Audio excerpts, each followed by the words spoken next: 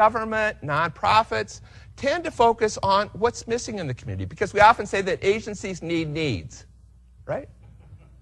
If we didn't have needs, there wouldn't be a role for government, there wouldn't be a role for nonprofits. Thank goodness we've got them, because we have great needs in our communities that can't be addressed adequately by the community. But if that becomes our only map of the community, we're missing out on these incredible resources, untapped resources that are in absolutely every community. So, and starting with the strengths of communities, another approach to community organizing, which we call asset-based community development.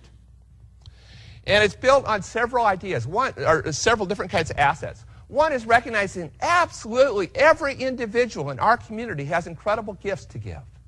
Everybody, without exception.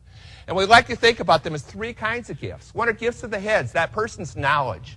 Gifts of the heart, that person's passions. And gifts of the hands, that person's skills. Absolutely, everybody's got these. But unfortunately, in our society, we're increasingly putting labels on huge sections of our population that define people not by their gifts, but by their needs. We use terms like homeless. When you think about a homeless person, you think about a lot of gifts.